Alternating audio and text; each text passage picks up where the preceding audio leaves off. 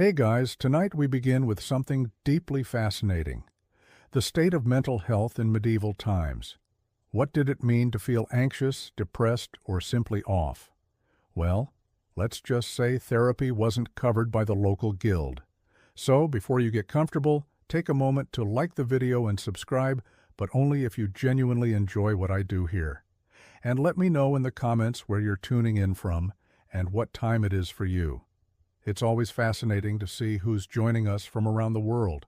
Now, dim the lights, maybe turn on a fan for that soft background hum, and let's ease into tonight's journey together. Let's start with the basics. In medieval Europe, your mental health, your moods, your energy, your thoughts, your tendency to cry over burnt porridge was believed to be controlled by a stew of internal fluids. These weren't metaphorical.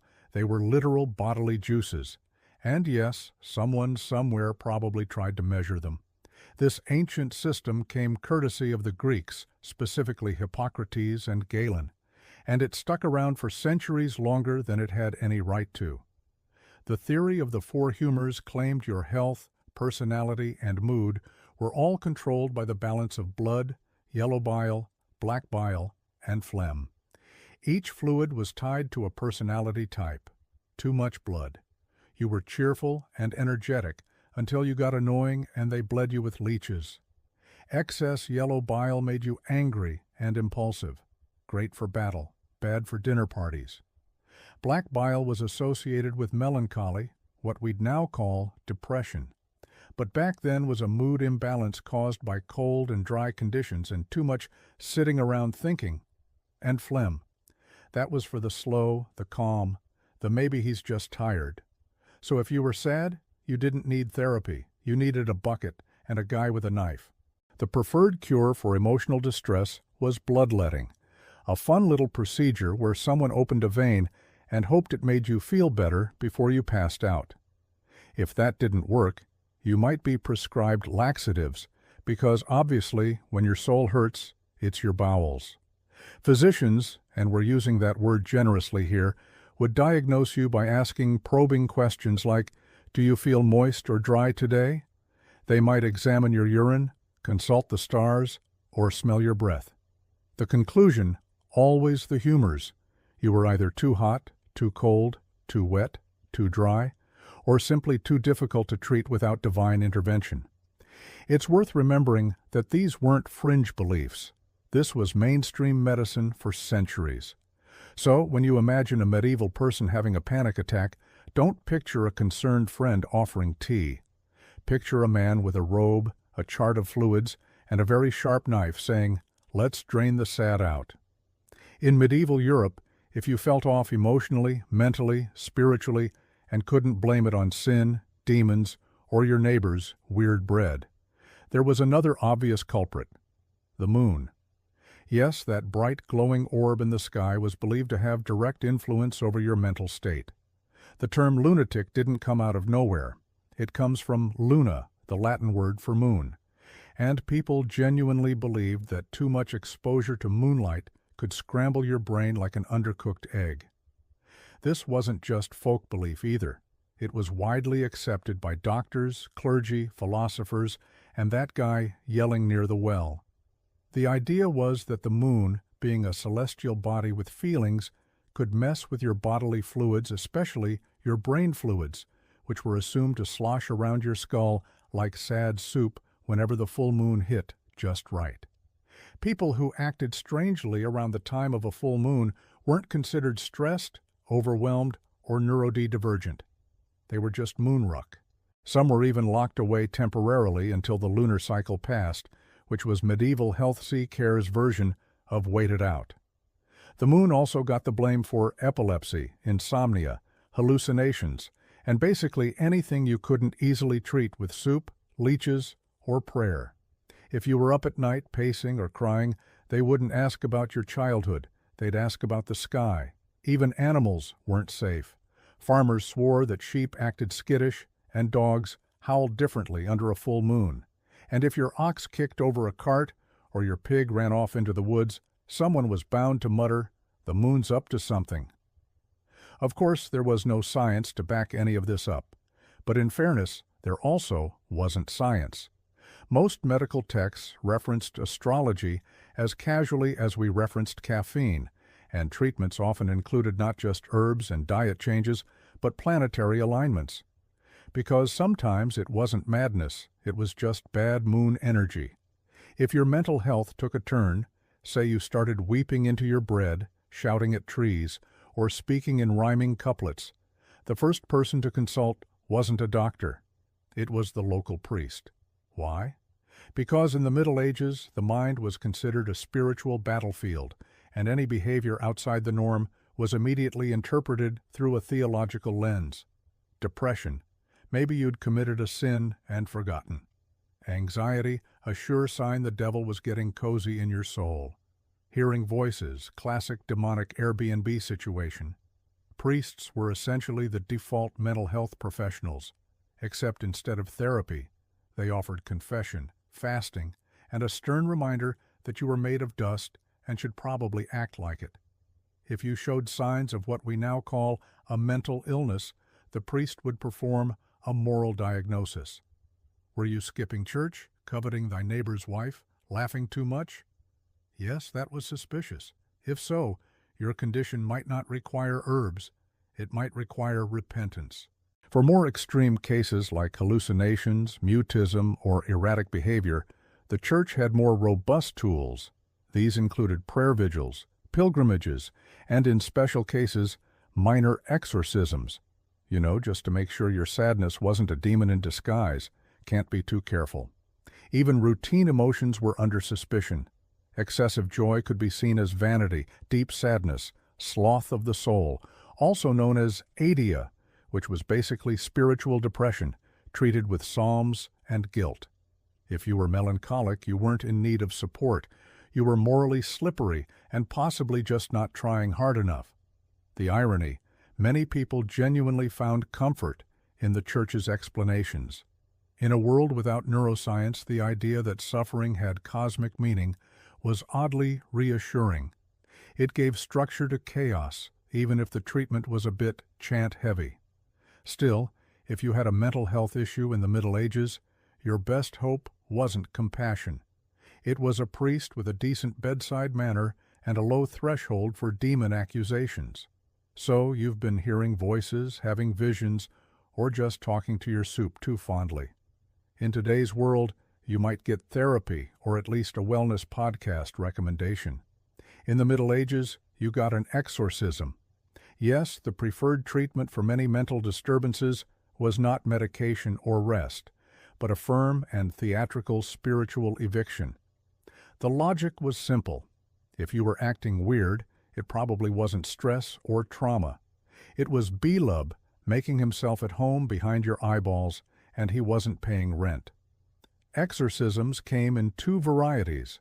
The minor kind, which was basically an intense prayer circle with holy water and muttering, and the major kind, which was more of a live performance, with a cast of one very nervous patient, one heavily robed priest, and a backup choir of concerned monks humming in Latin. The rituals varied, but the essentials remained consistent. Chanting, reading scripture, signs of the cross, relics, and occasionally yelling things like, "Depart, foul spirit," directly into your face. If you happened to flinch, that was seen as evidence it was working. If you didn't flinch, they just chanted louder. Some records describe afflicted people being tied down, sprinkled with salt, or forced to drink holy water. Others were made to fast for days beforehand, which, to be fair, could drive anyone to strange behavior. One unfortunate soul reportedly had demons smoked out of his ears using burning sage, frankincense, and what we assume was a deep misunderstanding of ventilation. And if none of that worked, you were either deemed beyond help or tragically misdiagnosed as simply being naturally wicked. Not all exorcisms were terrifying, though. In many villages, they were communal events where people gathered in the town square to witness a good old-fashioned supernatural showdown. Think of it as medieval spiritual theater, part religious ritual, part entertainment, part neighborhood gossip starter. But in truth, most people who underwent exorcisms weren't evil. They were just overwhelmed, traumatized, neurodivergent, or unlucky enough to have a panic attack near a bishop. Let's say you weren't quite disturbed enough for an exorcism, but still deeply troubling at dinner.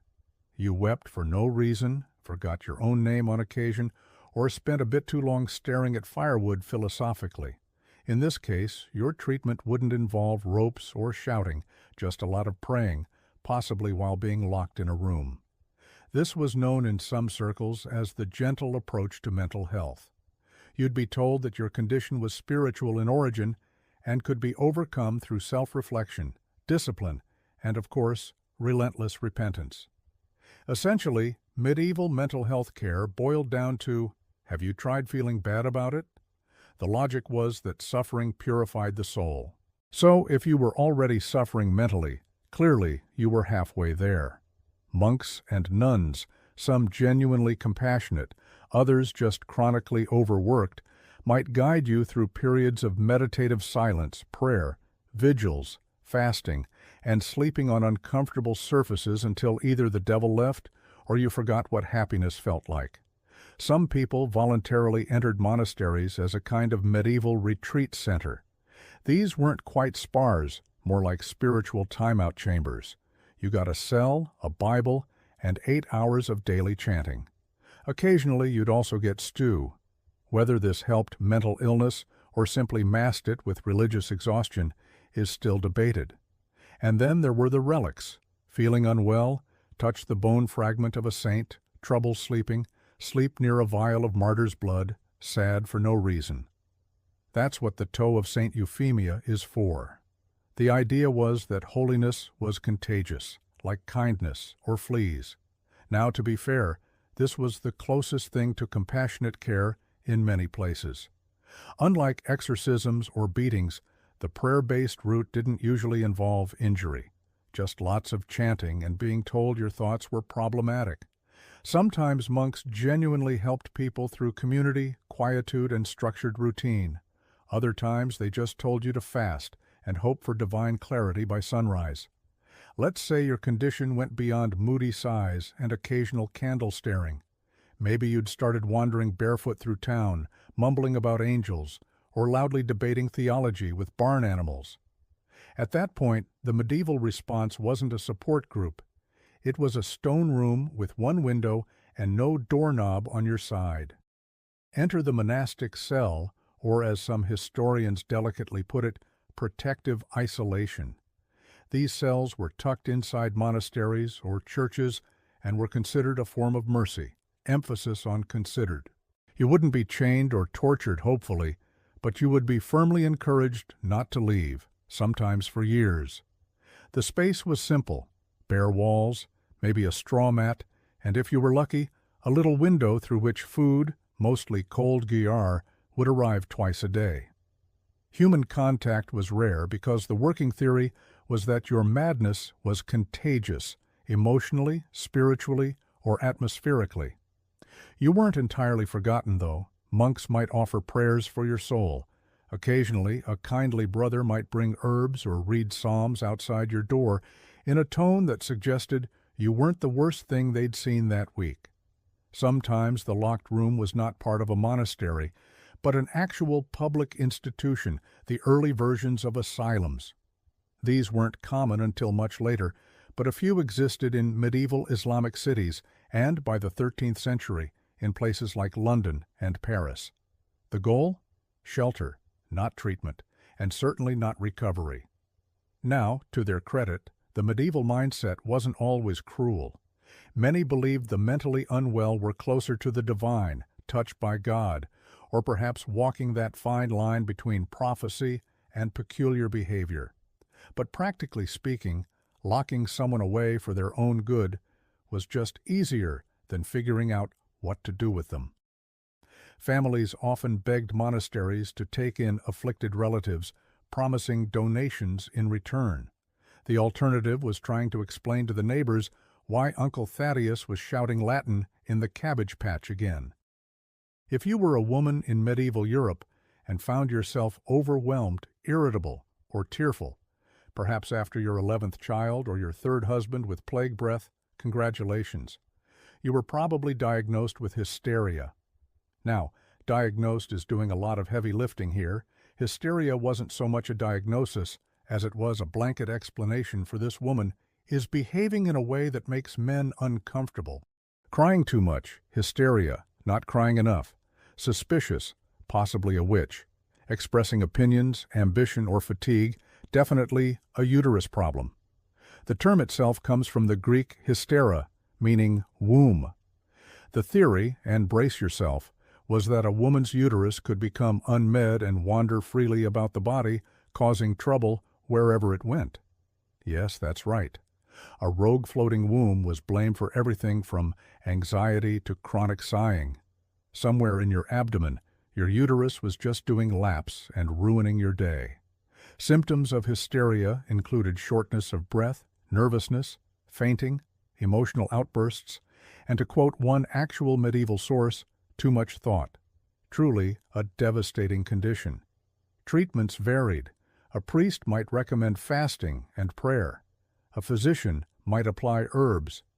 And in some cases, rather awkward manual stimulation was prescribed to calm the uterus, performed by midwives or in later centuries by early gynecologists with a concerning lack of supervision. Marriage was also considered a cure. If a woman was single, she needed a husband to settle her womb. If she was married, then obviously she just needed to be pregnant again. Either way, her mental health was treated with more chores and less rest. And if she kept acting strangely, seeing visions, resisting housework, or having too many thoughts in Latin, things could escalate. Some women were accused of witchcraft because nothing screams mental illness like growing herbs and asking questions. But not all was bleak. In some cases, women found support from convents where the demands of daily life were lighter and emotional distress was seen as part of spiritual struggle. Some nuns even wrote about their anguish in ways that sound suspiciously modern, minus the demon metaphors. Still, if you were a woman in the Middle Ages with feelings, your best mental health strategy was simple. Keep it quiet, keep it short, and never ever talk to your cat in public.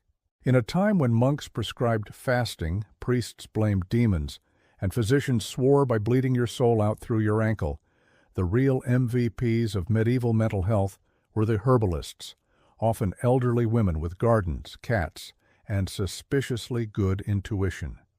These wise women, sometimes called cunning folk, were the unofficial, unlicensed therapists of their day. They didn't ask how your humors were feeling. They asked when it started, how you were sleeping, and whether your mother-in-law was bothering you again. Their methods were simple: tea, tinctures, and talking, though the talking part was often disguised as advice about herbs. You'd sit in a smoky cottage surrounded by drying plants, and before long you'd be sipping something made of valerian root and lavender while ranting about your neighbor's pig. It was like therapy, but it also cured warts. Herbalists treated sadness with calming infusions. Anxiety was soothed with chamomile and balm. If you were really distraught, you might get mugwort, St. John's wort, or in desperate cases, a stiff dose of poppy extract. They called it a sleep aid. You'd call it accidental time travel. Most of these women weren't formally educated, but their remedies were rooted in generational knowledge, observation, and something modern medicine likes to call actually listening to the patient, which unfortunately also made them suspicious to everyone else. The church viewed them as threats. After all, they operated outside the religious system, didn't quote scripture, and didn't insist every problem came from sin. Some towns quietly appreciated them. Others accused them of witchcraft if they got too popular, too effective, or too confident in public. Still, they were often the only source of comfort for people suffering from what we'd now call depression, trauma, or plain old burnout. If you were lucky, your village herbalist knew how to blend calming herbs, light a protective candle, and tell you that no, you weren't cursed, you were just tired and underappreciated. Were their treatments perfect? Of course not. Sometimes they rubbed onions on your feet. But compared to being locked in a stone room or yelled at by a monk holding a goat skull, The herbalist's approach was practically holistic luxury. So far, we've covered prayers, isolation, and a charming herbalist with an herbalist's license issued by no one. But medieval mental health had one more tier of solutions, the truly imaginative ones, the kind that made you wonder if the physician was just winging it based on dreams and pantry contents. Let's begin with the dead owl treatment.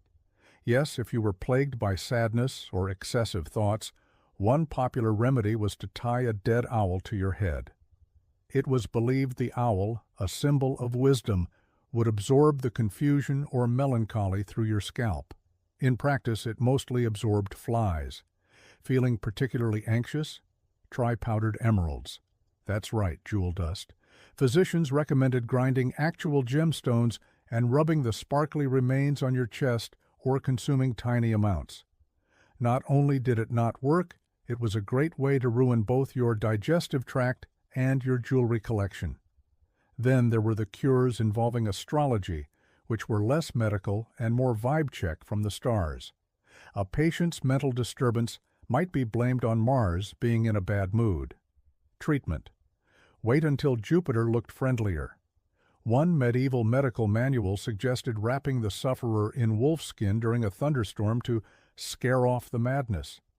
Another recommended whispering into the left ear of a black dog and then letting it run away with your sorrow like a very sad, very hairy therapy courier. You could also find remedies involving smoked herbs stuffed into pigeons, which were then waved near your head. No one's quite sure what this was supposed to do, but it was very aromatic and quite annoying to the pigeon. And if none of that worked, there was always pilgrimage, the all-purpose medieval solution to everything. Pack your sandals, grab a staff, and walk hundreds of miles to a holy site. With any luck, you'd either find spiritual peace or at least get enough blisters to distract from your emotional state. These oddball cures remind us that medieval medicine wasn't entirely malicious, just wildly misinformed, often experimental, and occasionally bird-based. And hey, if nothing else, they gave people hope, which in those days was about as close to Prozac as it got. Every medieval town, big or small, seemed to have that guy, you know the one, dressed oddly, muttering to himself, sometimes blessing chickens, sometimes cursing puddles, the town madman. And strangely enough, society didn't always lock him away or call for holy water.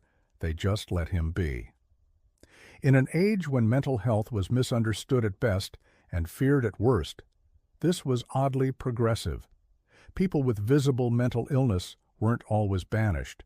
They were often absorbed into daily life, tolerated like unpredictable weather or that one goat who thinks he owns the street. The madman, or madwoman, though women were sadly more likely to be accused of witchcraft, held a peculiar place in the medieval social order. Not quite a threat, not quite a joke, and occasionally revered. In some towns, these individuals were even seen as touched by God or given a grudging respect for their unpredictability. If they spouted cryptic phrases while staring into the sun, people assumed it was divine prophecy or just Wednesday. They were usually given a nickname, Old Will the Wanderer, Mad Meg, Tom Fool. You'll notice these sound suspiciously like pub names, which says a lot about how much people drank while pondering madness. These individuals often lived on the fringes, sleeping in abandoned mills, church porches, or literal barrels, Dioin style. Townsfolk would sometimes give them food or shoes or just a wide berth. Children were told not to stare, which of course meant they stared constantly. Occasionally, their strange behavior would lead to small acts of charity. A baker might leave out crusts, a blacksmith might repair a bent walking stick. Medieval communities, for all their superstition, could be surprisingly compassionate, especially when guilt and the fear of eternal damnation were good motivators. But if the madman's behavior got too loud, too violent, or too unsettling, patience ran out. Then came the priests, the isolation, or worse. Tolerance had limits, especially if the afflicted stopped being amusing and started being inconvenient. In modern times, we understand that depression is a complex condition involving brain chemistry, life circumstances, and sometimes just terrible Mondays. But in the Middle Ages, if you were feeling persistently low, tired, or like life was a slow-motion mudslide, congratulations, you were guilty of a CIIA. Adia wasn't seen as a mental health issue. It was classified as a spiritual failure. One of the original deadly sins before sloth eventually stole its thunder and got top billing. Acedia was sadness at divine good, or in more practical terms, spiritual apathy, lack of joy, and the general medieval version of lying in bed, staring at the ceiling. Monks were especially prone to this condition, which they poetically called the noonday demon. Picture it, a monk supposed to be copying psalms, staring at a wall, wondering what the point of it all is. In today's world, that's called burnout. In the 12th century, it was a moral crisis requiring urgent rebuke and possibly more prayer beads. Sufferers of acedia weren't offered comfort. They were told to pray harder, work more, and stop being selfish. Depression wasn't a condition. It was laziness with branding. If your soul didn't feel joy, it was your fault. Maybe you hadn't repented hard enough. Maybe you were secretly proud. Maybe, and this was the nuclear option, you were letting Satan win. And if you dared to express your sorrow out loud, you weren't just pied. You were viewed as contagious. Sadness could spread. It was like emotional mildew, and monasteries didn't want it soaking into the walls. Lay people weren't immune either. If you couldn't find joy in your toil, it wasn't because you were exhausted or grieving. It was a sign that you needed to go to confession and maybe build a shed out of guilt. Ironically, some writings from monks who battled acedia sound remarkably modern. Descriptions of numbness, fatigue, restlessness, even suicidal thoughts. But instead of therapy, they prescribed fasting and mentally cataloging your sins in alphabetical order. In a time when most people owned 2 shirts and one of them was infested with fleas, you'd think laughter would be encouraged. A little joy, perhaps, a chuckle to get through the plague-filled, mud-splattered, leech-happy nightmare that was daily life. Think again. In medieval Europe, laughter wasn't always a sign of happiness. It was often considered a moral red flag. Sure, peasants laughed, jesters laughed. Occasionally, even monks cracked a smile if a goose did something particularly scandalous. But the official stance from theologians, chroniclers, and very serious people was that laughter could be dangerous, a gateway emotion to chaos, sin, and possibly dancing. The Church, ever watchful of human weakness, warned against excessive mirth. Thomas Aquinas, whose sense of humor was reportedly filed under to be developed, believed that laughter should be moderate and serve a higher purpose. Uncontrolled laughter, a sign of spiritual disorder, maybe even demonic influence. After all, who laughs without reason? Answer: people with a functioning sense of humor. Women, of course, were doubly judged. A laughing woman was clearly up to something. Witchcraft, probably, while a solemn, silent woman was appropriately pious or just very dehydrated. And let's not forget the laughter of the mad. If someone laughed at inappropriate times, say during a funeral or while milking a goat, it wasn't seen as eccentric. It was seen as evidence of mental illness, possession, or both. Involuntary giggling was basically a red flag with a tambourine. In some religious orders, novices were explicitly forbidden to laugh during meals, prayer, or basically any activity that might spark human connection. Joy was fine in theory, but it had to be the wholly inward kind, not the belly-aching, wine-snorting kind you get after someone slips on a turnip. Still, people did laugh. Humor survived in village festivals, in satirical poetry, and in that one guy in every town who made funny noises with his armpits. But it was always a little risky. Joy was tolerated, but not trusted. In today's world, talking to your cat is quirky. In the Middle Ages, it was potentially heretical, mildly alarming, and depending on the tone of your voice, grounds for questioning your sanity or scheduling a light exorcism. You see, medieval society had very clear ideas about who you could and could not have conversations with. People were fine, priests better. But if you started chatting with animals, invisible angels, or anything that didn't answer back out loud, eyebrows were raised, usually followed by torches. Let's start with animals. Cats were already walking a fine line. On one hand, they controlled pests. On the other, they were sleek, mysterious, and never went to church.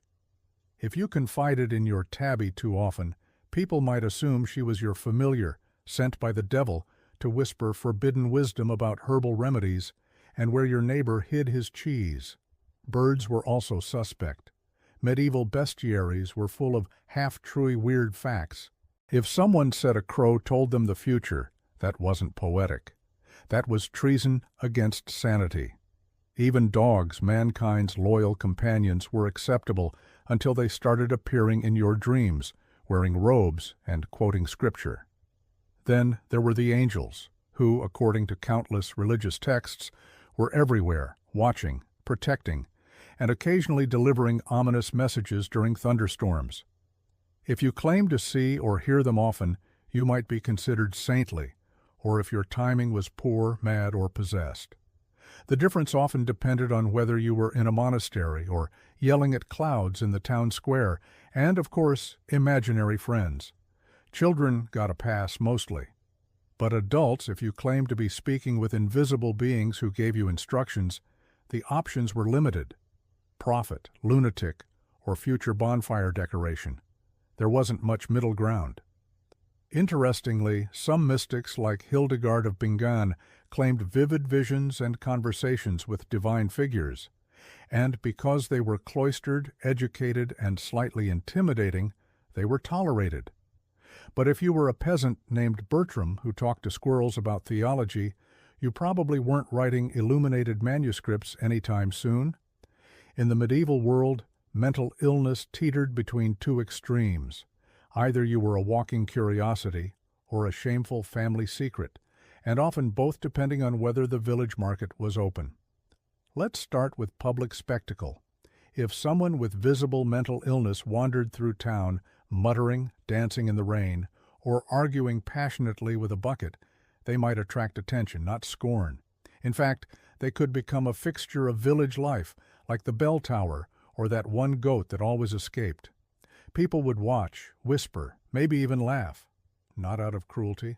Well, not always. But out of a weird blend of amusement and fear because deep down, everyone worried. That could be me next week if I get hit on the head or eat spoiled eel pie. In some places, these individuals were known as natural fools, a term that sounds insulting but was weirdly affectionate by medieval standards. They were seen as innocent, almost childlike, and sometimes believed to have been touched by God, fate, or just a very unfortunate moon phase. You could end up with food, shelter, and a nickname. It wasn't ideal, but in a world without therapy, it beat being locked in a tower.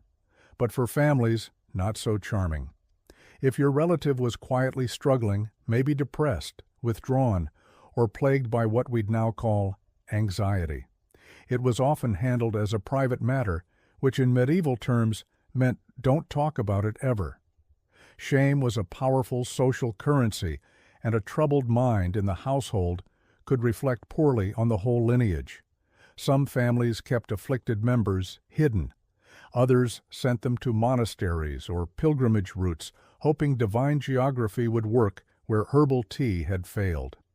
In some sadder cases, people were disowned entirely, especially if they were seen as disruptive or, worst of all, embarrassing at weddings. Public mental health care barely existed. Shame filled the gap where support systems should have been.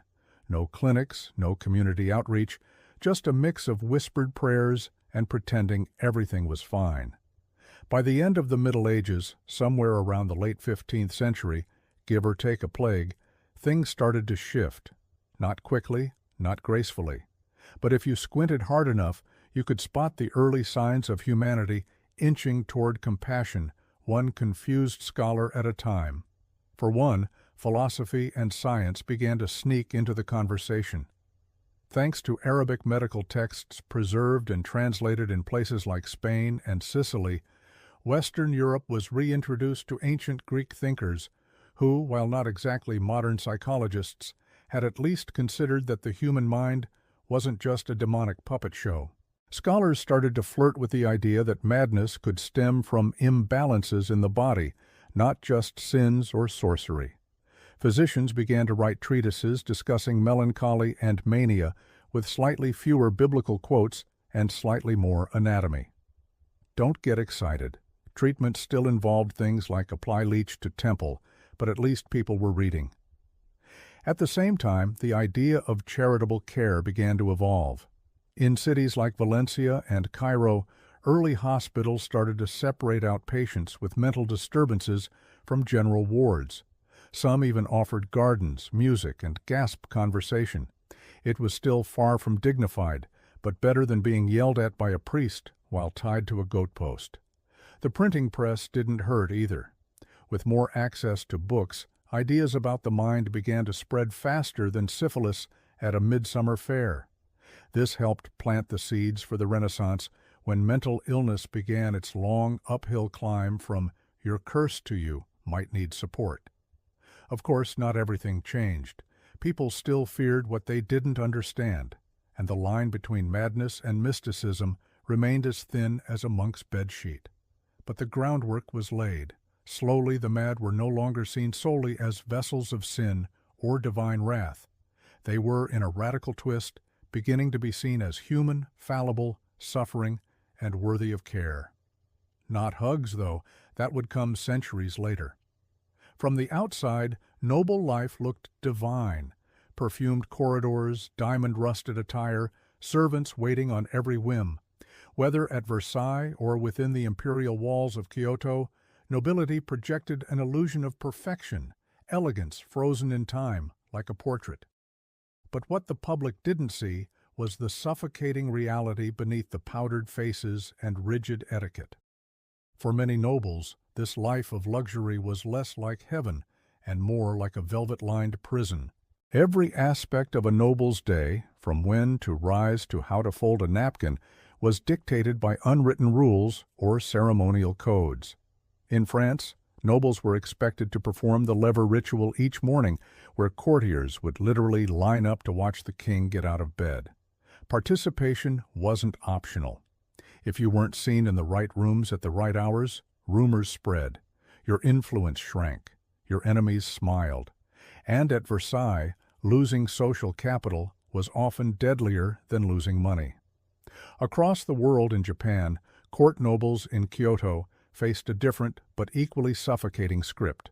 The high-end elite were expected to master poetry, calligraphy, music, and the subtle art of aloof expression. Every word, every bow, every sleeve movement was political theater. And failure to perform correctly, social suicide. Even leisure was performative. A ball wasn't just a party, it was a test of alliances. A walk in the garden might be a silent battlefield of glances and veiled insults. You weren't simply living your life. You were playing a role in an eternal play where the audience was everyone and the stakes were your legacy. And yet few nobles escaped because the very privileges that made them admired also kept them chained. Inheritance laws, arranged marriages, debt obligations, and the constant surveillance of rivals meant they rarely had control over their own fates. Behind the closed doors of their manor houses, many nobles experienced mental decline, quiet rebellion, or spiritual despair. But in public, they smiled, always smiled. This was the great paradox of noble life. The more prestige you had, the less freedom you possessed. They were born at the top, but often died without ever living for themselves. When you picture a nobleman striding through Versailles in silk stockings or a lady gliding down a staircase in pearls, the last thing you imagine is debt collectors. But behind all the glamour, a surprising number of nobles were financially drowning. It turns out that maintaining the illusion of wealth was more expensive than actual wealth itself. At Versailles, appearances were everything. A noble might spend more on a new waistcoat or ball gown than on maintaining an entire estate. Why? Because fashion was currency. If you didn't keep up, you vanished politically, socially, and eventually financially. Courtiers would gamble enormous sums not just at cards, but on horses, land speculation, and high-stakes alliances. Many nobles mortgaged ancestral estates to fund one more season of social relevance. And the king didn't help. Louis XIV in particular kept nobles close, not just physically, but economically. He encouraged extravagant spending at court to keep them dependent, distracted, and loyal. A ruined noble was a controllable noble. In England, the aristocracy wasn't much better off. During the Georgian era, lords and ladies often lived in opulent townhouses in London, financed entirely on credit. Tailor, wine merchants, and milliners were expected to wait months, sometimes years, for payment. Entire families balanced on the edge of collapse, hoping their daughter would marry a wealthier man, or that some distant cousin would die and leave them a title and a working estate. Meanwhile, in Russia, nobles were granted vast lands populated by serfs, and yet many were still cash poor. The wealth was illiquid. Lavish lifestyles in Moscow required constant borrowing. Porn shops discreetly handled tiaras and sabers. Family jewels were sold under candlelight behind locked doors. Japan's noble class fared no better during periods of peace. As the samurai class shifted from warrior to bureaucrat during the Tokugawa era, many nobles found themselves ceremonial but irrelevant. Stipends shrank, costs remained. Some took side jobs, yes, actual jobs in poetry schools or estate management to keep up appearances. But admitting financial hardship was a dishonor, so debts piled in secret. The lesson: nobility wasn't about financial stability, it was about the performance of wealth. And often that performance came at a soul-crushing cost. Scandal was the unofficial second language of the nobility: affairs, jewels, secret children, whispered betrayals. The more polished the public image, the dirtier the private truths. Nobles had power, prestige, and privilege. But what many of them didn't have? Restraint. In Versailles, courtiers lived in such close quarters that privacy was nearly non-existent. And yet, illicit liaison flourished. Queen Marie Antoinette was endlessly accused of romantic entanglements, whether with Swedish nobles or her inner circle of ladies. Many of these rumors were false, but they stuck because everyone knew someone who was doing exactly that. The court practically ran on gossip, and scandal wasn't just tolerated, it was currency. Your name in someone else's bedroom could either elevate your influence or ruin your bloodline. Meanwhile, over in England, aristocratic reputations were shredded in salons and gambling houses. Lord Byron, for example, was rumored to have fathered children with his half-sister. That didn't stop him from being a celebrity, but it cast a long shadow over his noble status.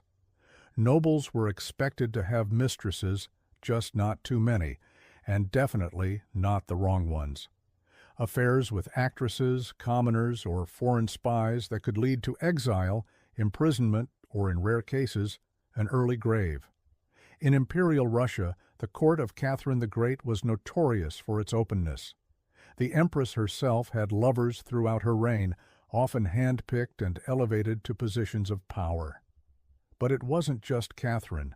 Her courtiers were constantly engaged in intrigues, often mixing political maneuvering with bedroom games. Affairs were less about love and more about leverage. Even in the refined Han court of Japan, where restraint and poetry reigned, scandal found its way through haiku and love letters. A noble woman might receive a midnight visitor whose identity she would never reveal. But her next poem, shared among the elite, might offer just enough metaphor to ignite a wildfire of speculation. The most dangerous scandals, though, were the ones that never made it into letters or court whispers, the ones involving treason, espionage, and betrayal of blood. These were whispered in corridors, documented in coded correspondence, and buried in family archives. Because in noble life, scandal wasn't the exception, it was the wallpaper. Beautiful, intricate, and always hiding cracks underneath. For all their earthly power and luxury, nobles were often tormented by a far less visible force, the crushing weight of spiritual uncertainty. They had everything, yet still wrestled with existential dread. Being born into privilege didn't grant clarity about the afterlife, morality, or divine purpose. In fact, it often made things worse. In Catholic France, guilt clung to the corridors of palaces like smoke. The same nobles who attended Mass daily might also indulge in debauchery every night. Confession was routine, but more for social performance than true penitence. Still, many nobles, especially as they aged, were haunted by their sins. Some turned toward mystics and visionaries, desperate for answers. Even Louis XIV, the Sun King himself, grew more devout in his final years, racked with fear over his worldly indulgences and the wars he'd waged. Across Europe, nobles funded churches and monasteries, not just out of piety, but insurance. In their minds, a new chapel might buy them a cleaner conscience. 1,000 candles lit in their name could offset a life of intrigue and excess. Some retreated into monastic life altogether in old age, swapping velvet robes for hair shirts. In Orthodox Russia, things were more intense. Nobles were expected to uphold both political and spiritual order. Yet many wrestled with doubt, especially during the turbulent reigns of czars who declared themselves chosen by God, even as they ordered purges. Some nobles sought answers in secret prayer circles or turned to fools for Christ. Holy wanderers who renounced wealth and comfort to speak uncomfortable truths. These odd mystics sometimes served as the only outlet for aristocrats facing spiritual crisis. Meanwhile, in feudal Japan, the samurai nobility hybrid class often found themselves torn between Confucian ethics, Shinto rituals, and Buddhist detachment. Some nobles turned to Zen, hoping meditation would silence their inner turmoil. Others composed poetry, not just for art's sake, but as spiritual catharsis. Still, the tension between duty, honor, and the impermanence of life gnawed at them. When a noble committed seppuku, it wasn't always about shame. Sometimes it was about spiritual release. Despite their silks and titles, nobles were often profoundly lost. Surrounded by ritual and grandeur, many still stared into the void, wondering if any of it truly mattered. Behind the masks of status, their souls were whispering and sometimes screaming for peace. In the age before smartphones and email, the most dangerous thing a noble could send wasn't an assassin. It was a letter. Ink on parchment could undo a dynasty, expose an affair, or spark a revolution. And nobles, despite their outward elegance, were compulsive correspondents. They wrote everything down: secrets, longings, schemes, prayers, love, lies. These weren't idle pen-pal exchanges. They were calculated tools of diplomacy and survival. At Versailles, every noble had a paper trail. Love letters to mistresses, pleas to creditors, carefully worded flatteries to the king. And not all of it was above board. Couriers carried sealed notes, laced with invisible ink or written in cipher. A wrong phrase in the wrong hands could lead to exile or the scaffold. Some nobles even had personal ciphers, alphabets invented solely for clandestine conversations. The Duke of Ole, for instance, was known to correspond with suspected radicals during the lead-up to the French Revolution, and his letters meticulously coded. But ciphers were never foolproof. In one legendary case, a noble's encrypted diary was decoded long after his death, revealing a hidden life of treason and betrayal. In the Habsburg courts, marriage negotiations often played out through veiled language. A letter might begin with discussion of weather and falconry, but hide deeper intentions between the lines. Parents arranged matches through polite lies. Lovers begged for elopement, under the guise of visiting countryside estates. In Japan's Han era, poetry served as code. A single worker, just 31 syllables, could convey forbidden love, rejection, or a secret rendezvous. Noble women were particularly skilled at crafting double-meaning verses, often responding in kind within hours. These exchanges were delivered by discreet messengers, sometimes servants, sometimes children, always sworn to silence. During the Renaissance, some noble women ran entire espionage networks through their salons, writing to allies in foreign courts. In Russia, letters smuggled out of the Tsar's inner circle helped fuel uprisings. Nobles trapped in gilded cages turned to correspondence as their only form of rebellion. Paper became weapon, shield, and confession booth a la known. Of course, the riskiest letters were the ones that never arrived.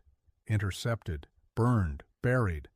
Some lay hidden in attics and wall crevices for centuries, their secrets unread, their senders long forgotten. But make no mistake, within those ink-stained lines lived revolutions, heartbreak, and the rawest truths of the noble soul. In noble society, emotion was a luxury no one could afford. Joy, anger, fear, all were carefully measured, rationed, or concealed entirely.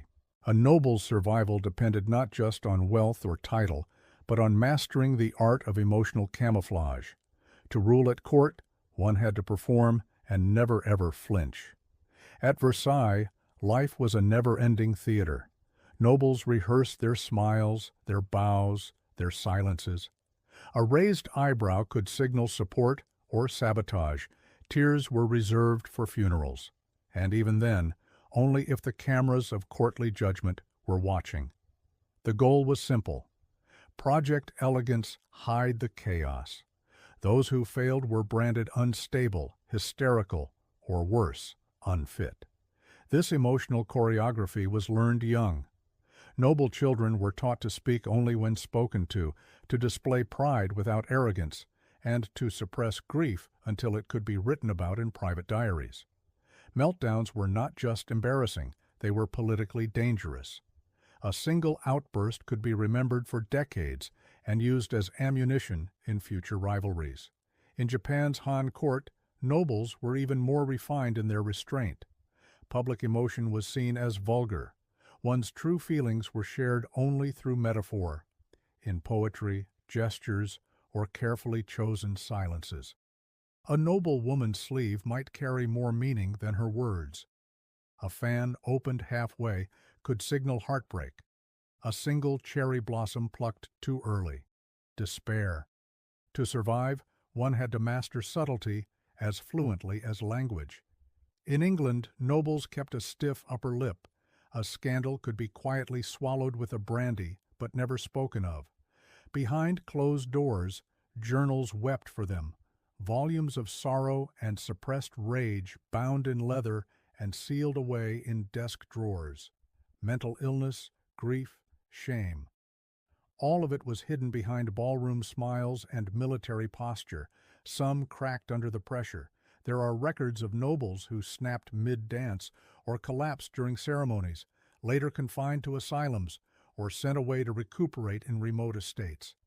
But these were whispered tragedies. The show, after all, had to go on because in the grand masquerade of nobility, emotions were a liability.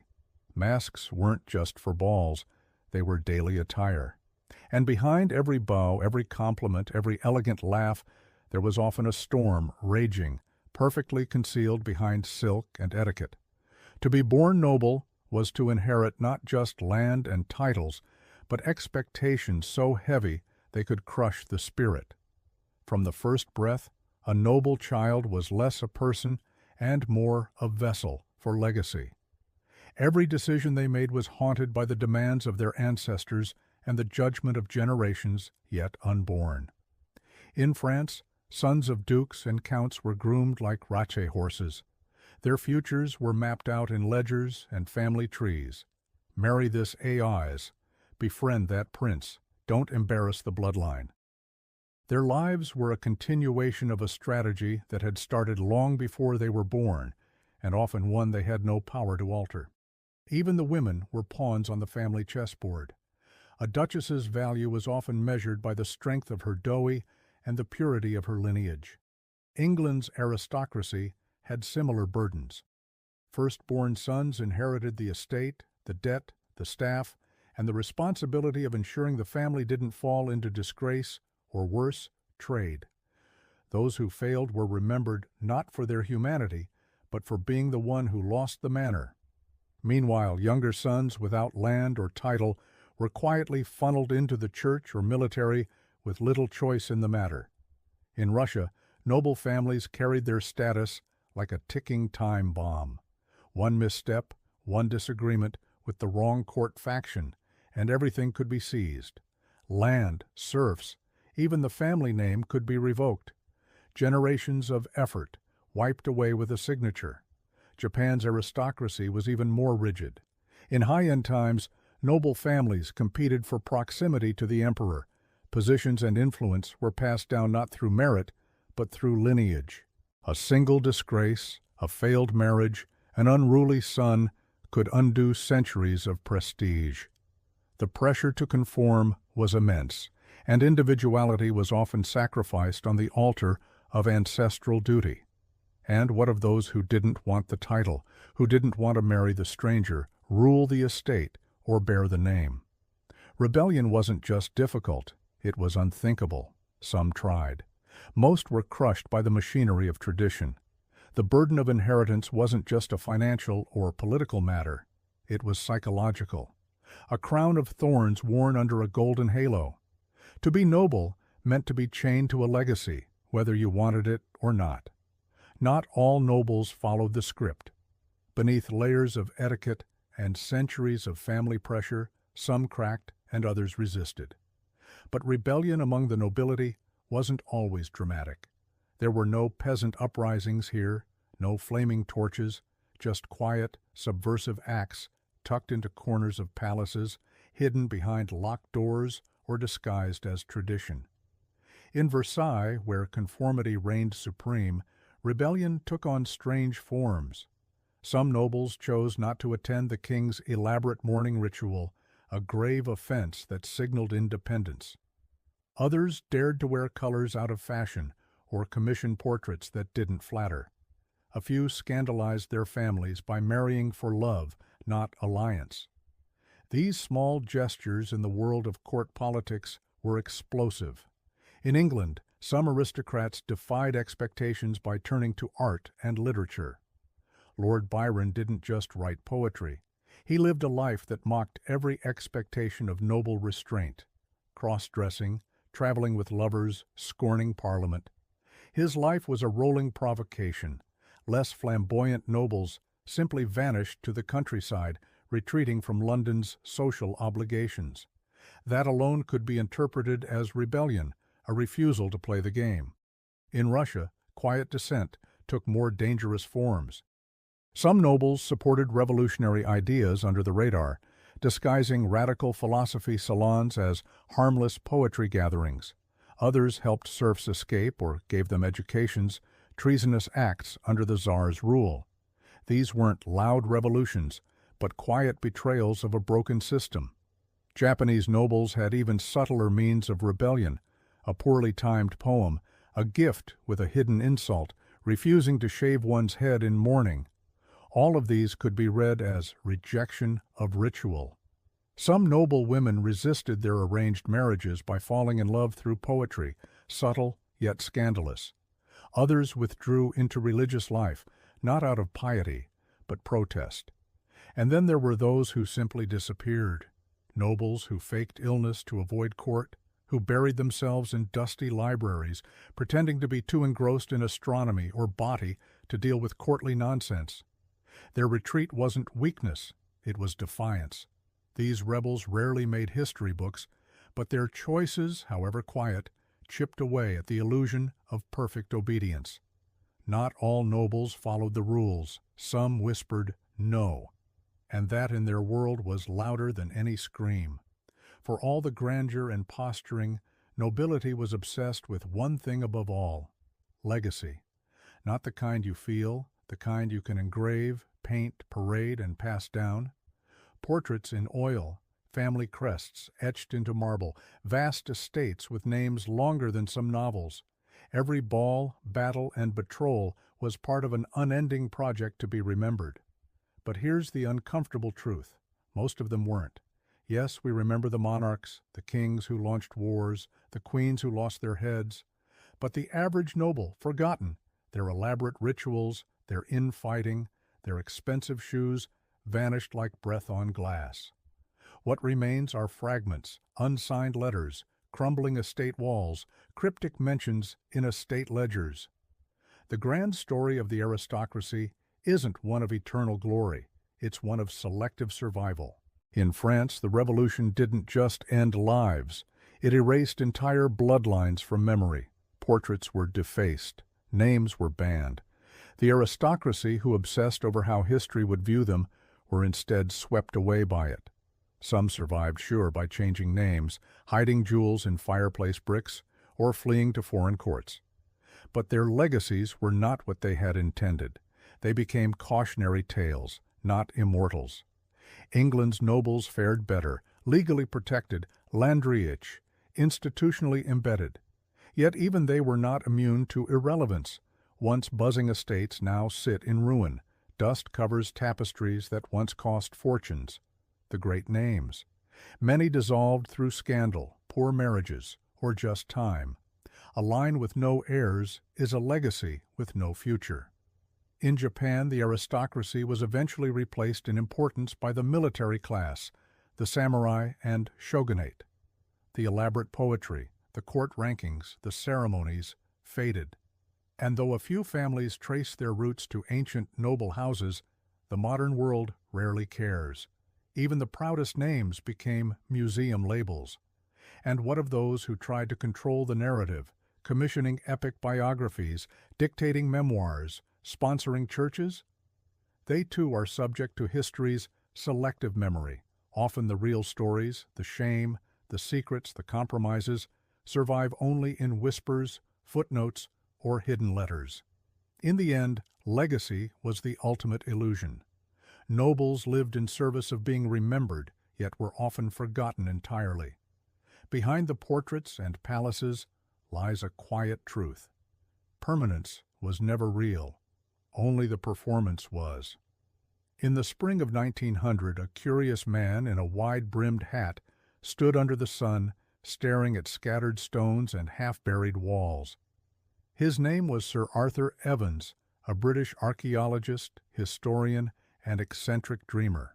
He had come to Cree not just to excavate ruins, but to chase a ghost, specifically the ghost of a civilization that had haunted Greek legends for centuries. A civilization so old it slipped through the cracks of both history and myth. For years, travelers and locals had spoken of strange artifacts surfacing in the hills south of Herakleion. Pottery older than Mycenaean, strange glyphs no one could read, and ruins that didn't quite match any known Greek style. Evans was convinced that these were the traces of a Bronze Age people older than Homer, older than Athens, who had once ruled the Aeon. Then came the moment that changed everything. On a plot of land known as Kefla Hill, Evans and his workers unearthed a massive structure buried beneath centuries of dust and rubble. Walls emerged, not simple huts, but foundations of rooms, staircases, corridors. What they were looking at wasn't a temple or a fortress, but a palace. And not just any palace, one so complex it seemed designed to confuse anyone who walked inside. A labyrinth, perhaps. Evans immediately made the connection. This had to be the Palace of Knossos, legendary seat of King Minos. The same Minos who, according to myth, imprisoned the half-man, half-bull Minotaur deep within a maze beneath his home. Whether myth or not, the ruins matched the story. Countless twisting halls, multiple floors, mysterious dead ends. It was a palace that defied logic, as if built to trap not just people, but time itself. He called the people who built it the Minoans after Minos. No one knew what they had called themselves. Their script, known as linear, was still undeciphered. But their art, their architecture, and their reach suggested an empire long forgotten.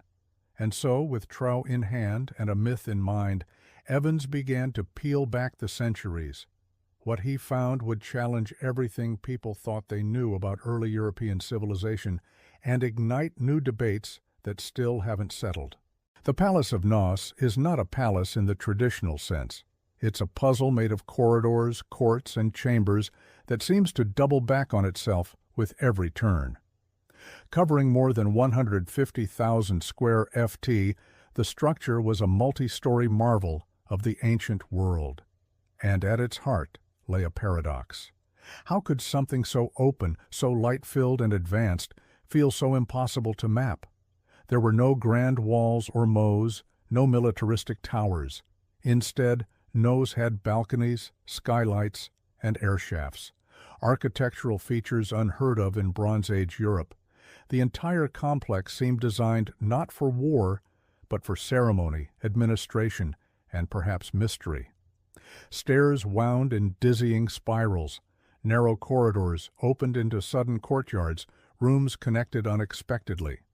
Scholars have debated for over a century whether this design was intentional, a symbolic nod to the myth of the labyrinth, or simply the result of centuries of rebuilding.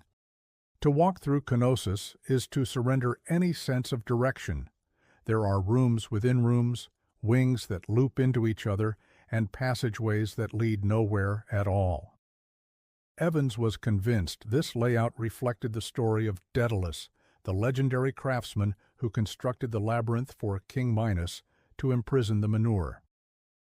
While there's no archaeological proof of a literal monster, the confusion felt while navigating the site is very real.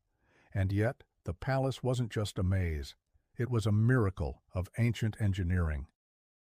The complex featured advanced plumbing, including terracotta pipes, flushing toilets, and a drainage system so efficient it would make parts of 19th century Europe blush. Rooms had natural ventilation. Light wells illuminated the inner chambers. Some staircases plunged down 3 or 4 stories, suggesting a deep-tiered structure rarely seen before the modern era. The throne room, modest by royal standards, lies tucked deep inside, almost hidden. Its centerpiece is a stone chair flanked by griffin frescoes, surrounded by benches. This wasn't a place of spectacle, but of controlled ritual. Perhaps here, power was less about dominance and more about illusion, mysticism, or religious awe. Knossos wasn't built to intimidate, it was built to mystify. Whether you were a trader, priestess, or foreign envoy, one truth was certain. Once you entered, the palace swallowed you whole and made you forget the path you came from. Though the stone walls of Knossos are crumbling, its colors still speak. Buried beneath volcanic ash and time, the palace's fresco emerged as some of the most vivid, enigmatic, and advanced artworks of the ancient world. Unlike the rigid militaristic art of later Greek or Egyptian civilizations, the Minoan fresco burst with movement of dancers, dolphins, bulls, and goddesses.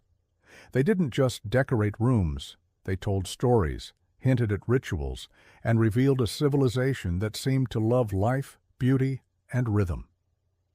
One of the most iconic images from Knossos is the bull-leaping fresco, a young figure somersaulting over a massive bull in an elegant, impossible arc. Was this real? Was it myth? Historians have debated it for over a century. Was it a ritualistic sport, a religious offering, or simply a metaphor for taming chaos? Regardless of its meaning, the image captures something essential about Minoan life. A dance with danger, with grace at its core. Elsewhere, the walls bloom with lies and crocuses, monkeys and birds, spirals and waves. In the Prince of the Lily fresco, a slender youth with flowing hair and an ornate crown struts with ceremonial confidence. Though Evans initially identified him as a prince, modern scholars aren't sure. The figure may represent a priest or even a goddess. Gender in Minoan art is fluid, symbolic, and still deeply mysterious.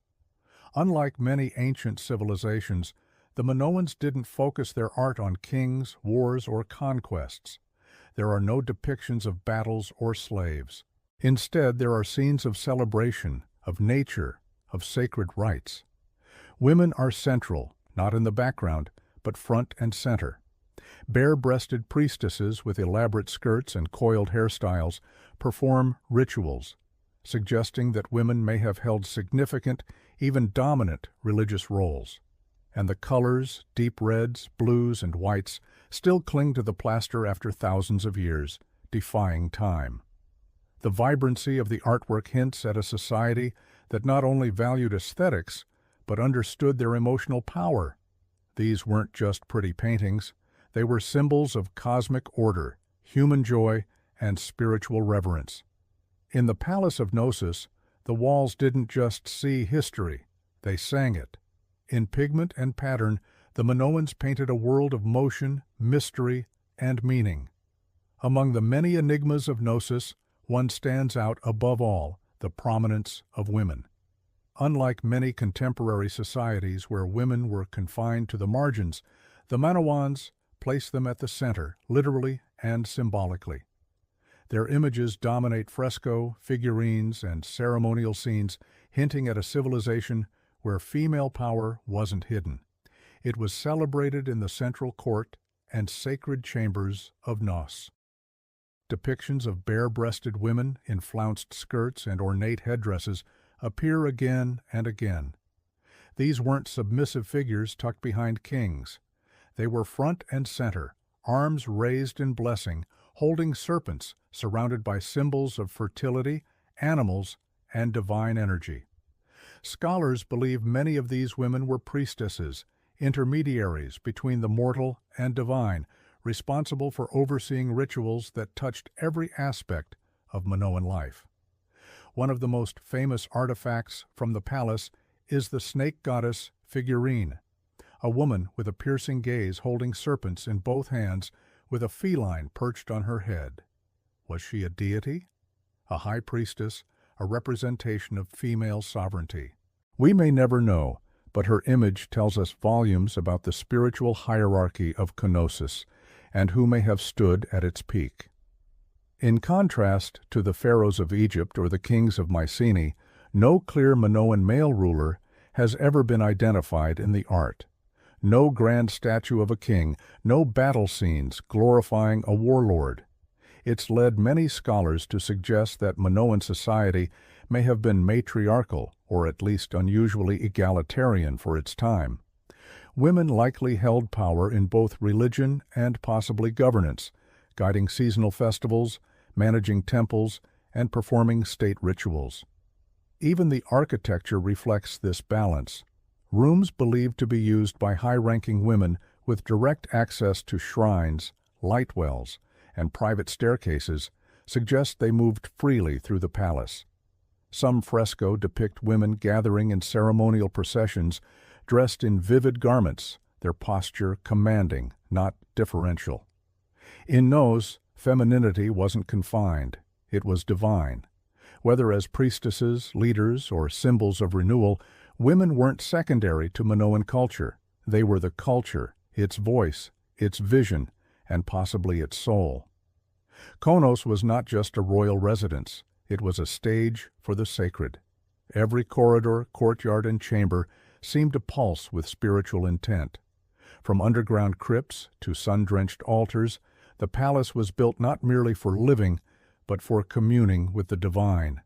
And while no Minoan holy book survives, the architecture itself whispers of rituals that shaped their world. The palace featured dozens of small shrines and ritual rooms, many of them tucked into secluded corners or carved deep below the ground. These weren't places for mass worship. They were intimate, mysterious, and likely restricted to the priestess elite.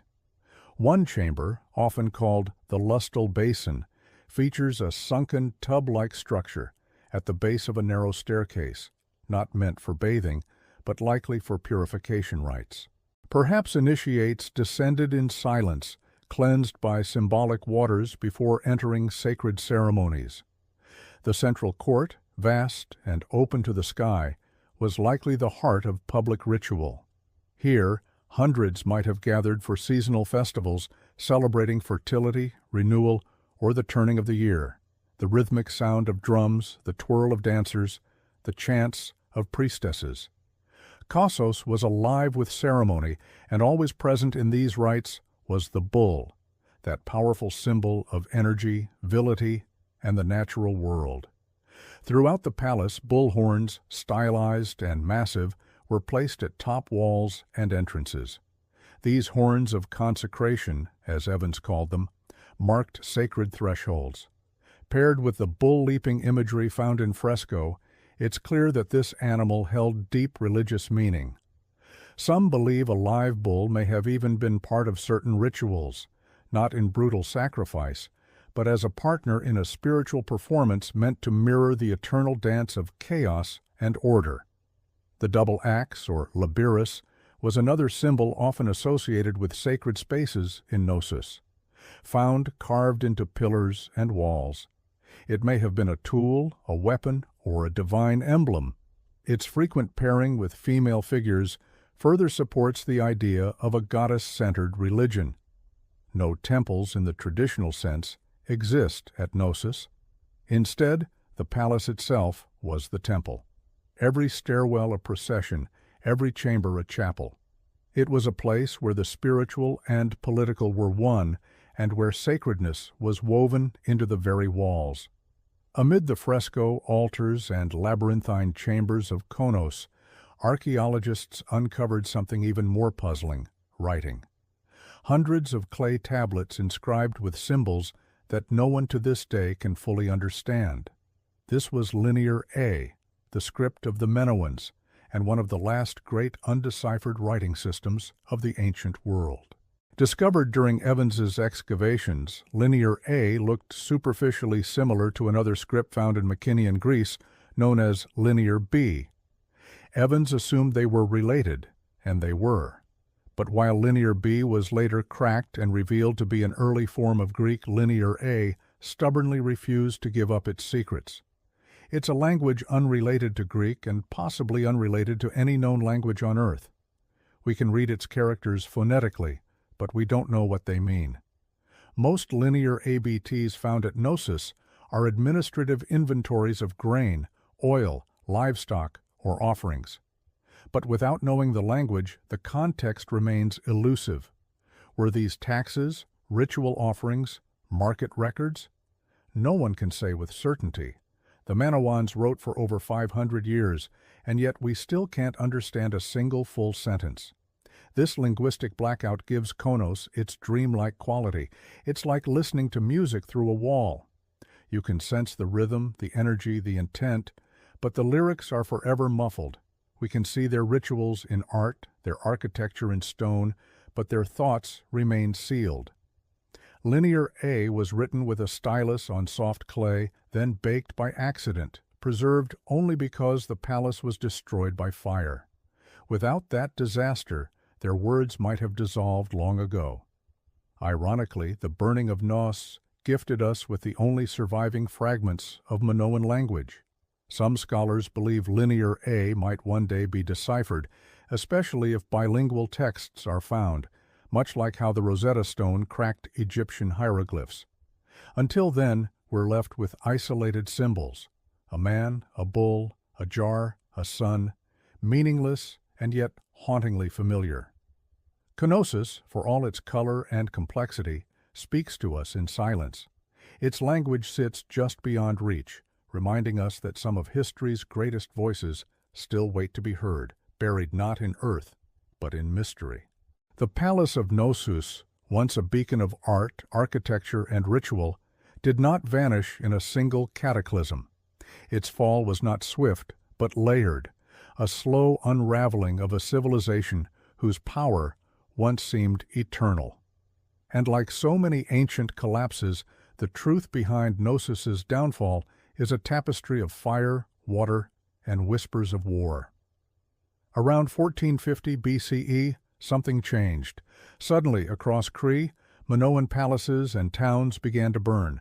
Knossos curiously did not fall immediately. Instead, it was reoccupied. but the fresco changed. The writing on the clay tablets shifted from linear A to linear B, not Minoan, but Mycenaean Greek. This suggests that the Mycenaeans, the rising power from the mainland, had either invaded or taken control peacefully after a catastrophe weakened the Minoans. Whatever the method, Knossos was no longer ruled by its native people. One theory points to the eruption of Therea, a volcanic explosion on the island of Santorini just north of Crete around 1600 BCE.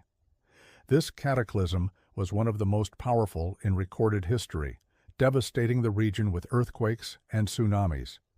The resulting chaos may have crippled the Minoan economy, wrecked their ports, and weakened their influence, leaving them vulnerable to invasion or internal collapse. Others argue for a gradual economic and political decline. As trade routes shifted and rivals grew stronger, the centralized power of Knossos may have fractured. The palace, once buzzing with activity, became more administrative, more subdued. Ritual gave way to record-keeping. Art gave way to imitation. By 1375 BCE, the palace was abandoned entirely. Fires raged through its halls, roofs collapsed, walls cracked and buckled. Knossos was left in silence, its colors fading, its language unread, its rituals forgotten. And yet, it was never truly lost. Legends of the labyrinth and the Minotaur survived in Greek myth. Hints of Minoan influence echoed through Minoan palaces and later in classical art and architecture. The soul of Knossos lingered like smoke, invisible but present. Today its ruins are open to the sun again. Tourists walk where priestesses once danced, and the palace that once held a civilization together now holds its secrets in plain sight, majestic, mysterious, and unfinished. When Sir Arthur Evans uncovered Knossos in 1900, he didn't just excavate it, he reimagined it with a mix of scholarly ambition and artistic vision. Evans set out not only to preserve the ruins, but to bring them to life. He believed that simply exposing the foundations wasn't enough. The world needed to see the palace as he believed it once was, colorful, complex, and awe-inspiring. What followed was one of the most controversial restorations in archaeological history. Using concrete, a material completely alien to the Bronze Age, Evans rebuilt sections of the palace with modern methods. He employed artists to repaint fresco using fragments found on site, but often filled in missing details based on assumption, not evidence. Balconies were reconstructed. Columns were restored, not in dull stone, but painted red with black caps based on Evans's vision of Minoan aesthetics. Rooms were roofed, walls were replastered, and the ancient palace slowly became a hybrid, part ruin, part Edwardian fantasy. Some applauded his boldness. Without Evans, they argued, Knossos might have remained just another tangle of unremarkable ruins. His reconstructions made the site accessible, educational, and emotionally compelling. Visitors could walk through halls that felt alive, see murals bursting with color, and visualize the world of the Minoans with more clarity than ever before. But others saw it differently. Critics accused Evans of overstepping, of imposing his own interpretation on a civilization we still barely understand. The fresco, for instance, were sometimes almost entirely invented, based on small shards of original paint. Whole sections of the palace, such as the famous throne room, may have been assigned functions they never had. By shaping the ruins to match myth, Evans may have blurred the line between archaeology and storytelling. Today, Knossos is both a marvel and a monument to the complexities of historical reconstruction.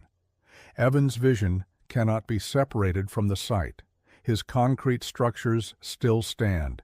His artistic interpretations still color the walls.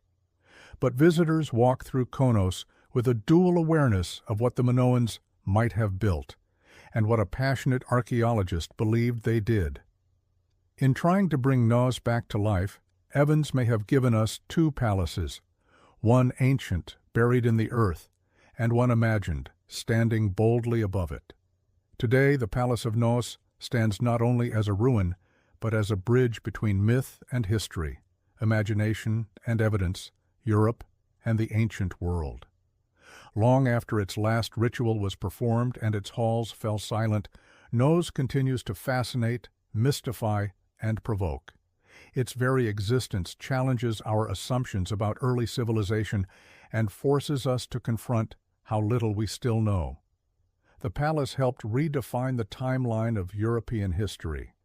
Before its discovery, most scholars believed that advanced civilization began with the Greeks. Knossos rewrote that narrative. Here was a culture flourishing 1,000 years earlier, with plumbing, urban planning, international trade, and symbolic art. The Minoans centered at Knossos were not primitive. They were sophisticated, expressive, and deeply spiritual. But Knossos' legacy is inseparable from its mythology. For millennia, the story of the Minotaur in the labyrinth was dismissed as fiction, a fable to frighten or entertain. And yet, when archaeologists unearthed a palace with hundreds of rooms, corridors that looped and twisted, and symbols of bulls carved into stone, the line between myth and history blurred. Perhaps the legend was not invented but remembered, filtered through generations until only fragments survived.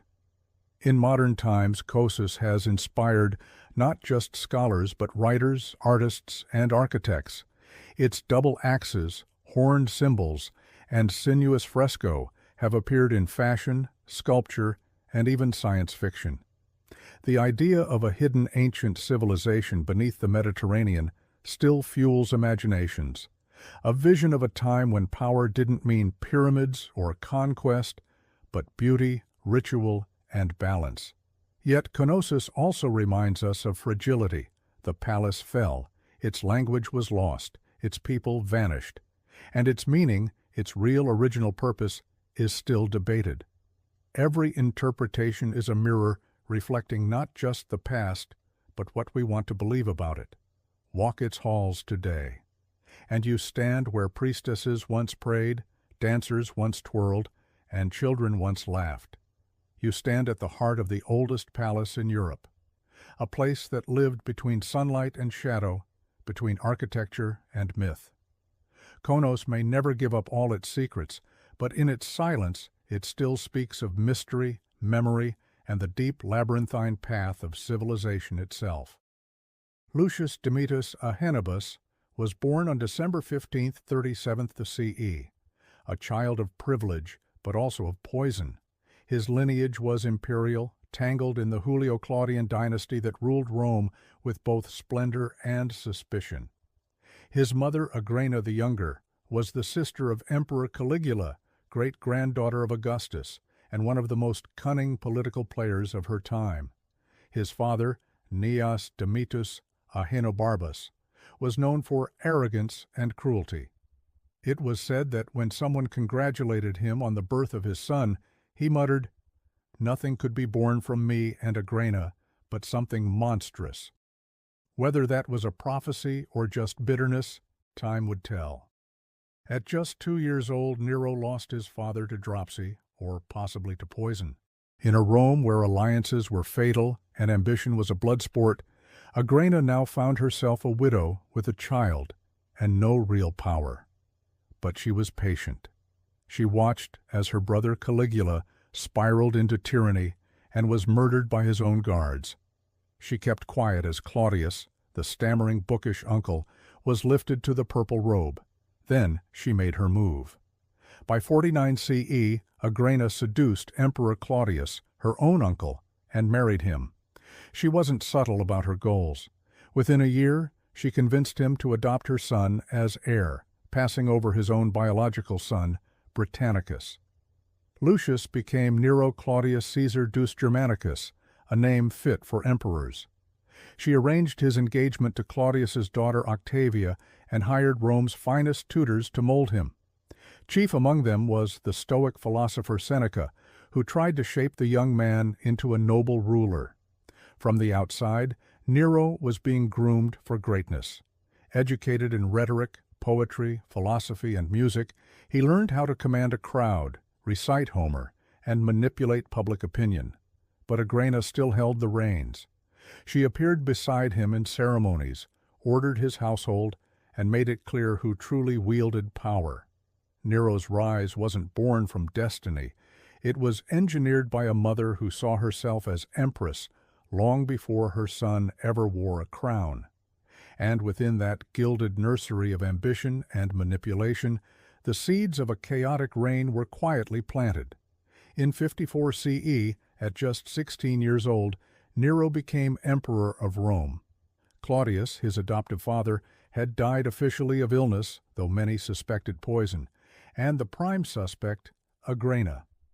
She had long grown impatient with waiting, and when Claudius began reconsidering his biological son, Britannicus's heir, she acted. Mushrooms, legend said, were the delivery method, the food of the gods, some joked darkly, and perhaps the food of murder. With Claudius dead, Nero was rushed into power. The Roman Senate approved. The Taurian Guard applauded, and Agrena stood triumphantly behind him, dressed in gold and flanked by guards, the real architect of the regime. But she hadn't raised an emperor. She had built a puppet. In the early months of Nero's reign, Rome prospered. He gave generous bonuses to the soldiers, held public games, and promised a return to Augustan values. Behind the scenes, governance was handled by two key figures: Seneca, the philosopher-tutor turned speechwriter, and Burrus, the pragmatic head of the Taurian Guard. Together they steered Nero through complex decisions while maintaining a veneer of noble restraint. But Agrena wasn't content to stay in the wings. She expected to rule beside her son, and when Nero began asserting his independence, tensions exploded. At first, the battles were subtle. She demanded to appear on coins beside Nero's image, something no Roman mother had ever done. She intruded on state meetings. She walked into the Senate chamber uninvited. She reminded Nero constantly who had made him emperor. The young emperor chafed under her control. He began to surround himself with his own advisors, men of pleasure and art, not of duty. He fell in love with Acte, a former slave girl, much to Agrena's horror. She had plans for a royal marriage, not romance with a commoner. The once close bond between mother and son began to sour. Whispers spread through the palace of shouting matches, slammed doors, veiled threats. Agrena, once revered as the empress maker, now seemed a looming threat. Rome had given Nero a throne, but Agrena still held the leash, and Nero was beginning to reach for the knife. His reign had begun with promise, poetry, and applause. But behind the curtain, a family tragedy was already brewing, one that would stain the imperial purple with blood. By 59 CE, the imperial palace had turned into a battlefield, not of armies, but of wills. Nero was emperor in name, but his mother, Agrena, still loomed like a storm cloud over every decision. She undermined his authority, opposed his personal life, and plotted in the shadows to replace him with Britannicus, the late Claudius's biological son. Nero, once the obedient boy with a lyre, had become a young man desperate to escape her grasp. He acted first.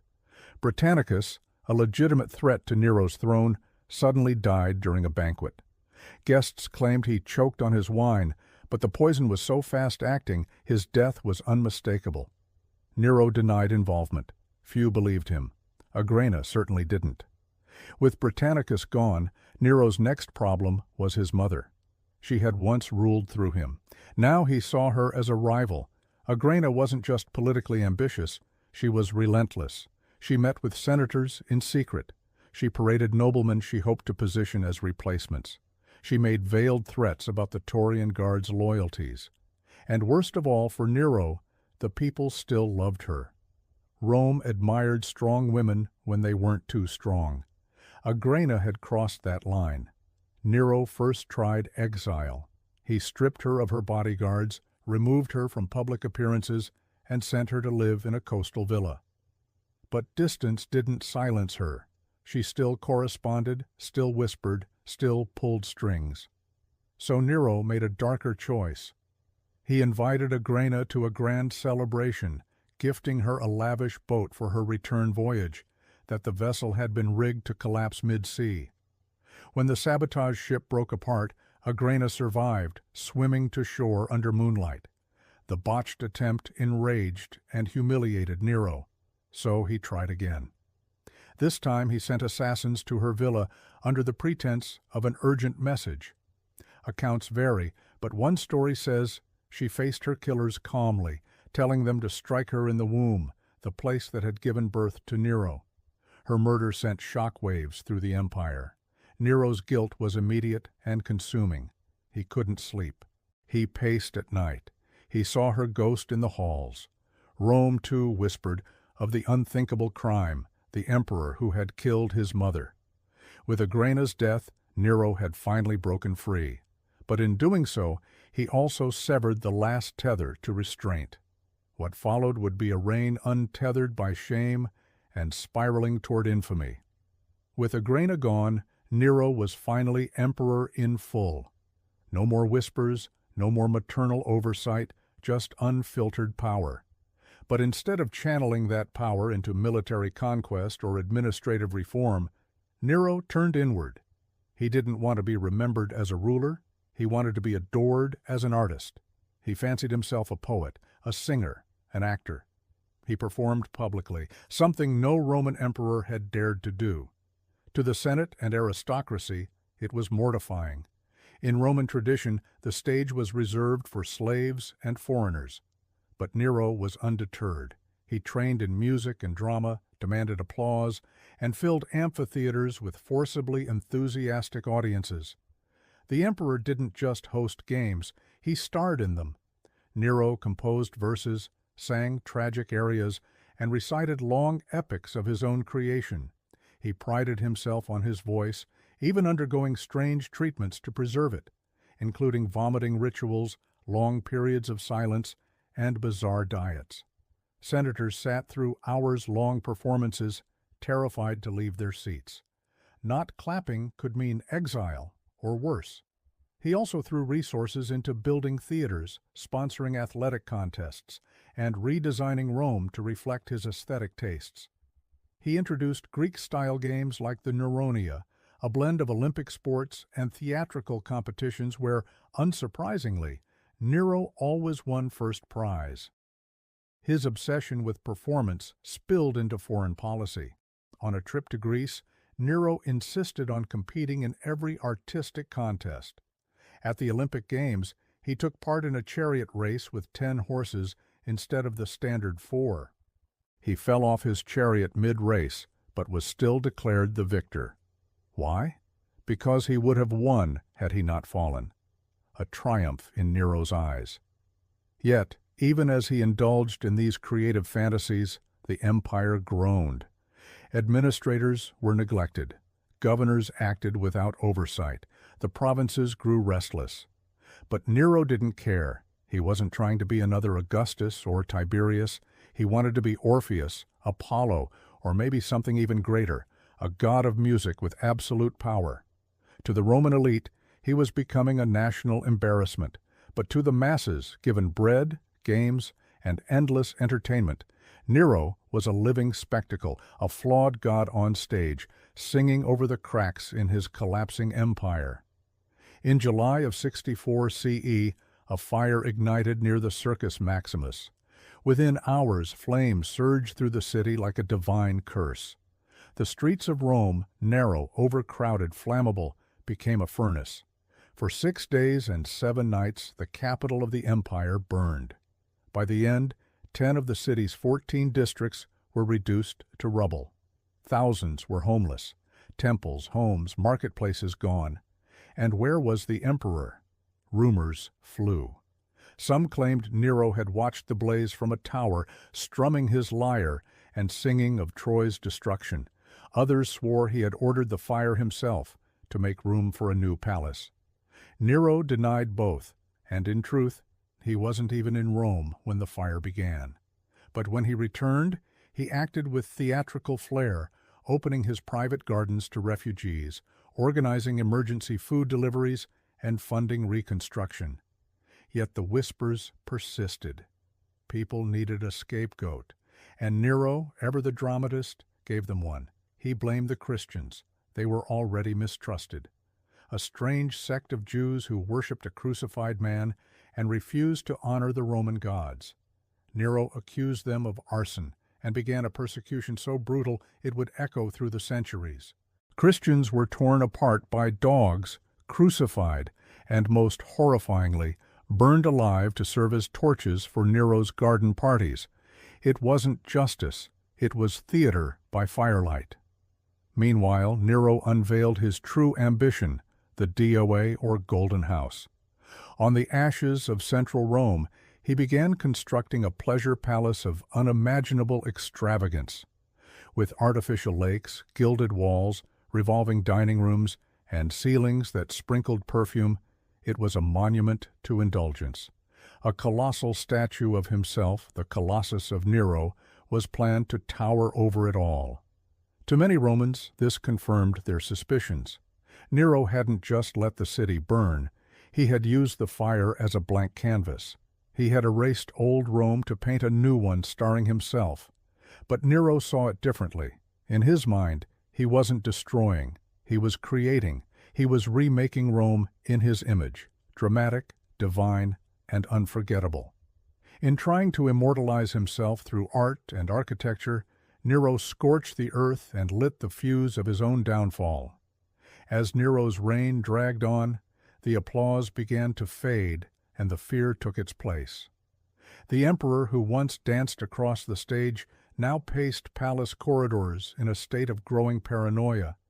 He saw enemies in every shadow, conspiracies in every whisper. The artist emperor had become a tyrant in a mask of grease paint. Following the fire and the unpopular construction of his Golden House, Nero's standing with the Senate deteriorated rapidly. The aristocracy, already offended by his performances and extravagance, now feared for their lives. In 65 CE, a plot was uncovered. The Ponian conspiracy in which dozens of senators, equestrians, and even soldiers were implicated in a scheme to overthrow him. Some wanted to restore the Republic. Others simply wanted anyone but Nero. Nero's response was swift and ruthless. The poet Lucan, the philosopher Seneca, and the general Fenius Rufus were all ordered to commit suicide. Seneca, Nero's former tutor and once his moral compass, was forced to slit his wrists while calmly discussing Stoic philosophy. Even those only rumored to be sympathetic to the plot were swept up in the purges. The palace became a house of executions. The Senate chamber, a silent theater of obedience. The emperor's paranoia deepened. He accused his own wife, Octavia, of infidelity, a charge so flimsy it insulted the intelligence of even his closest allies. She was exiled, then executed. Her head was sent to his mistress, Poppaea Sabina, as a twisted token of affection. But even Poppaea wasn't safe. During a rage, or possibly a drunken argument, Nero kicked her in the stomach while she was pregnant. She died soon after. Some say he wept for days. Others claim he mourned the loss of his muse, not the woman. Poison became a regular tool in his arsenal. He relied on the infamous poisoner Lusta, a woman whose concoctions had killed emperors and rivals alike. At Nero's command, she trained others, creating a small Makar academy of assassination. By now, Nero's court resembled a stage soaked in blood. Every friend was a suspect, every ally a potential betrayer. And through it all, Nero continued to sing, perform, and believe that he was loved. But the audience was shrinking, the laughter was nervous, and the knives were getting closer. While Nero indulged in performances and purges in Rome, the empire beyond the capital began to rumble. The provinces, long the backbone of Rome's power, grew restless under the weight of neglect, extortion, and Nero's increasingly erratic rule. Taxes were high, governors were corrupt, and military prestige had eroded. In distant corners of the empire, patience wore thin and rebellion stirred. The first crack came from the east. In 66 CE, the province of Judea erupted into full revolt. Tensions between Roman authorities and the Jewish population had simmered for years, fueled by religious oppression and heavy taxation. When Nero's appointed governors desecrated sacred temples and looted treasuries, open war broke out. The First Jewish-Roman War began, and it would cost Rome dearly. Nero dispatched one of his most competent generals, Vespasian, to crush the rebellion. Ironically, this act would later prove fatal to Nero's own reign.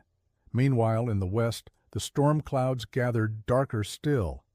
In Gaul and Spain, Roman legions began murmuring discontent. Nero's lavish lifestyle, the destruction of Rome, and his cruelty had eroded the loyalty of both aristocrats and soldiers. Governors like Gaius Julius Vindex and Gaul declared open rebellion in 68 CE, accusing Nero of being a disgrace to Rome, a self-absorbed performer unworthy of the purple. Vindex's rebellion failed militarily, but succeeded politically. It emboldened others.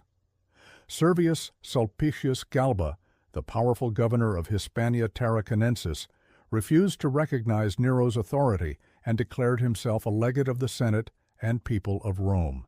It was the first open call for regime change. Back in Rome, panic took hold. Nero's supporters began to flee or turn against him.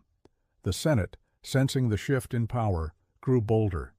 The Taurian Guard, once his fiercest protectors, was now bribed by Galba's agents.